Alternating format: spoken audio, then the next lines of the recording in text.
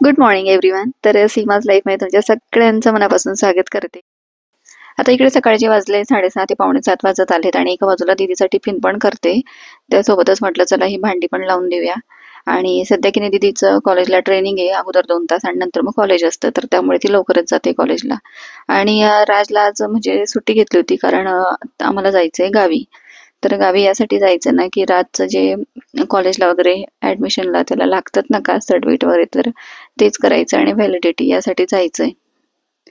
तर म्हटलं मग लवकर निघूया, म्हणजे मग कसं पुढे आपल्याला रिटर्न यायचंय, तर मग उशीर होतो रात्री पुन्हा. कारण तिकडे गेल्यावर मग ऑफिसला वगैरे जायला लागेल, तिकडे किती वेळ लागतो ते काही सांगता येत नाही. त्यामुळे मग पटापट आवरलं, अंघोळ वगैरे केली पटकन आणि मग आवरून घेतलं. त्यानंतर मग काय आहो उठले आणि ते म्हटलं की चहा वगैरे कर मला पण. मग तेही नंतर जाणार होते 10ला ड्युटीला, पण त्याच्या आधी म्हटलं चला आपण पटकन आवरून घेऊया आणि मग निघूया म्हटलं. तर कितीही लवकर गेलं ना तरी पण 8:30 वाजलेच होते मला. आणि मग काय आम्ही जाणार होतो दोघं मायले का बसने, कारण गाडी तर राहून लागते साईटवर वगैरे जायला.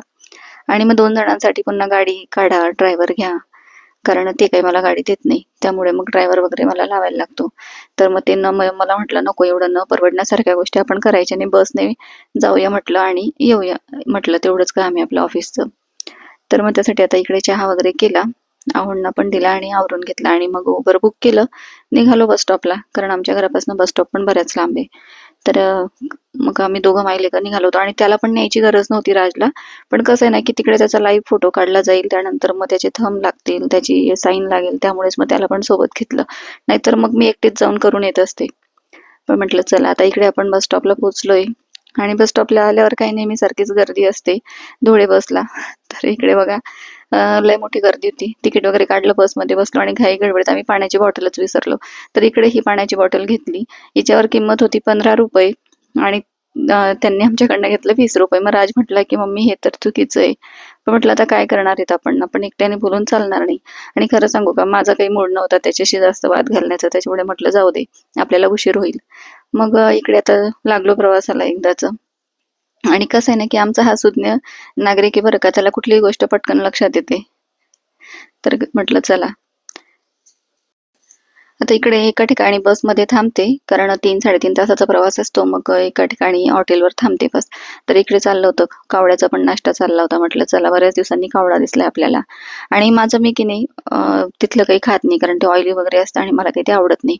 मग थोडंसं बाहेर येऊन बसली, झाडाखाली जे टेबल होते त्या ठिकाणी. आणि मग काही घरून आपण दीदीला जो पुलाव केला होता तोच मी थोडासा सोबत घेऊन आले होते आणि म्हटलं तो खाऊया.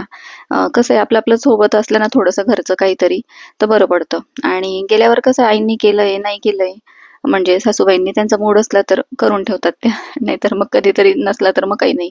पण म्हटलं चला आपलं थोडंसं सोबत असलं म्हणजे आपण खाऊन घ्यायचं.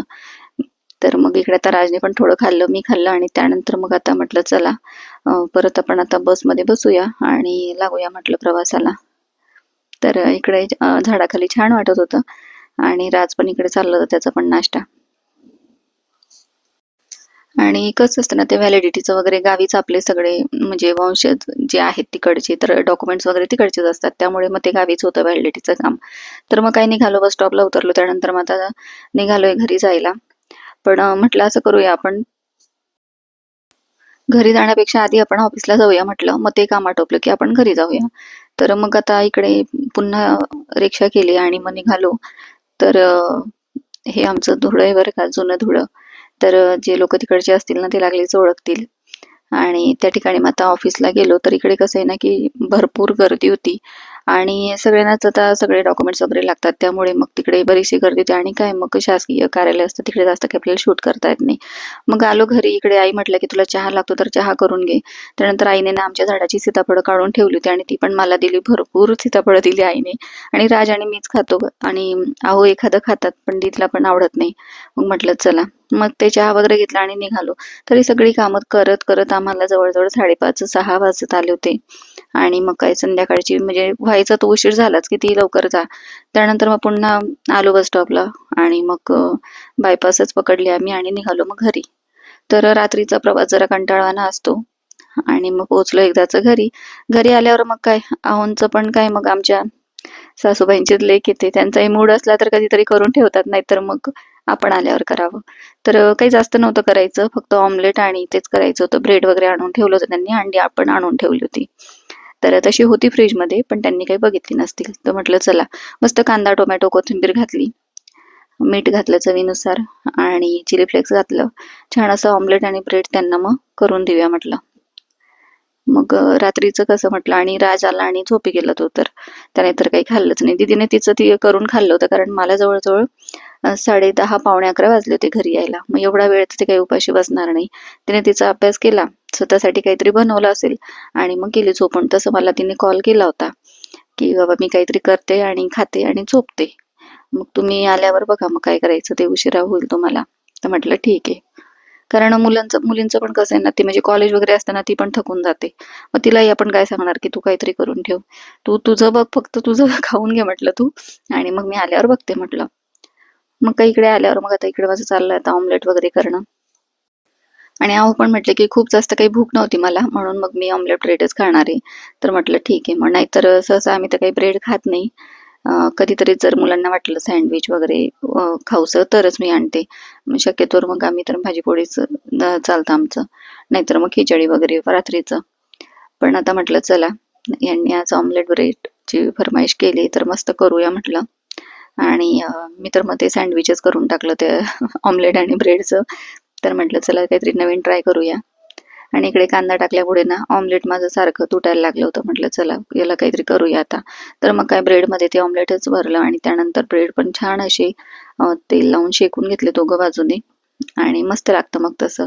थोडंसं आपल्याकडे जर का चटण्या असतील म्हणजे आता काही गडबडीत पडलं माझं ब्रेड खाली, तर होतं असं. तर चालतं मग त्या जर चटण्या वगैरे लावल्या ना तर अजून जास्त टेस्टी होतं. तर म्हटलं चला पटकन इकडे करून घेऊया आणि मलाही भूक लागली होती. तर थोडंसं खाऊया म्हटलं काहीतरी आणि मग दुसऱ्या दिवशी पुन्हा सकाळी क्लास आहे रातचा. नाहीतर मग आम्ही थांबलोच असतो आणि दुसऱ्या दिवशी आलो असतो. पण मग काय होतं ना, की दुसरा दिवस सुद्धा जातो वाया, म्हणजे बराच उशीर होऊन जातो निघायला, की काय निवांत घरीच जायचंय. मग पूर्ण दिवस प्रवासातच जातो. मग त्याचा अभ्यासही बुडतो. त्यामुळे म्हटलं नको, आपण आताच निघूया. रात्री गेलं म्हणजे झोपायचं आणि दुसऱ्या दिवशी पुन्हा फ्रेश होऊन मग जाशील म्हटलं क्लासला. तर इकडे आता बघा ऑमलेट आपलं झालंय. सँडविच तयार करून दिले आवडणं आणि सगळं आवरलं. मी क्लीन केला किचन ओटा वगैरे आणि आता 12 वाजत आले बघू शकताय. तर चला असा काही आजचा दिवस गेलेला आहे. आणि व्हिडिओ कसा वाटला नक्की मला कमेंट्समध्ये सांगा आणि थोडं पण आवडला असेल तर लाईक, शेअर, सबस्क्राईब. भेटूया पुढच्या व्हिडिओ. तोपर्यंत बाय.